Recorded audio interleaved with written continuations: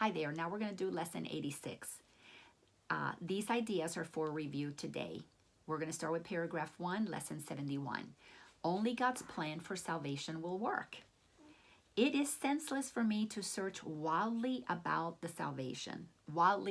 for salvation. I have seen it in many people and in many things, but when I reached for it, it was not there. We thought the priest had our salvation. We thought mother had it, father had it, money had it, government had it.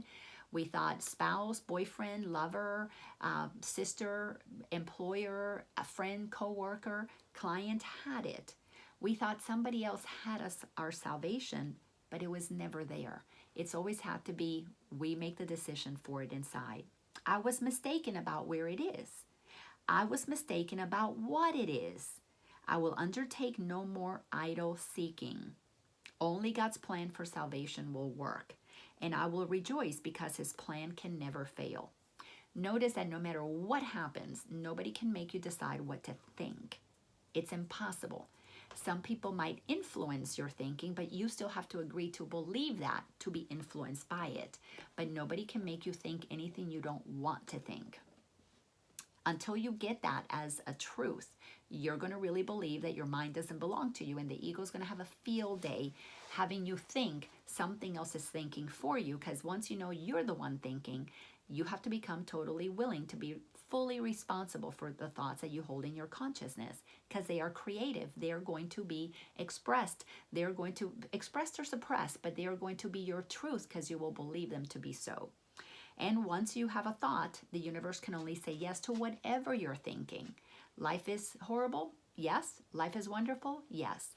They are hurting me? Yes. I'm hurting me? Yes. The universe only agrees with whatever we do because the universe knows that we have all the power in our mind to think like, or to have powerful thoughts, just as God created us to have powerful thoughts.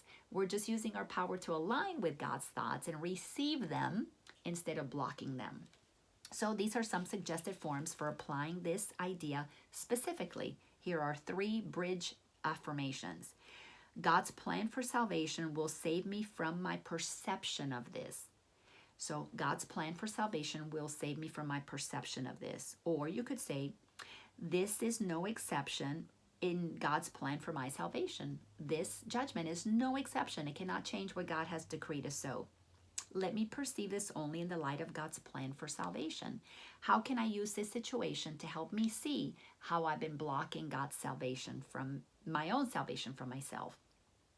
Because God's plan for salvation is for me to save myself. Isn't that amazing?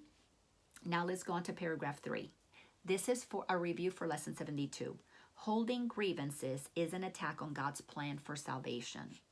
Holding grievances is an attempt to prove that God's plan for salvation will not work. Yet only his plan will work. By holding grievances, I am therefore excluding my only hope of salvation from my awareness. Let me read that one again.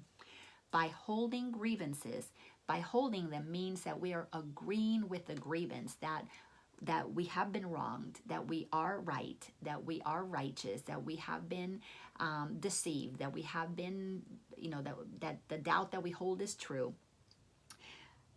By holding grievances, I am therefore excluding my only hope of salvation from my awareness. By excluding means I'm leaving out that I can change my mind by making that one true, making the grievance true. I would no longer defeat my own best interest in this insane way. Stop the insanity. Stop thinking against God, because it's always a block to love, to joy, to peace, to fun, to ease. How simple is the truth? I would accept God's plan for salvation and be happy. Just let it be easy. Think with God. Think the best. See the best. That's what makes it easy and lets us be happy. Okay, specific applications for this idea might be in these forms. Our 3 bridges here. I am choosing between misperception and salvation as I look on this. I am choosing between believing I am righteous about my judgment or saving myself and letting everybody be happy instead of right. If I see grounds for grievances in this, I will not see the grounds for my salvation. You can only see grounds for grievance grounds for salvation. These things are 180 degrees apart from each other. You can only go this direction or that direction. If you go a little bit and you go back, you're going to zigzag your way through life, and it's going to be a long road because you're constantly going to be bouncing between truth and illusion. It's going to take a long time for you to come to the place of happiness. This calls for salvation, not attack.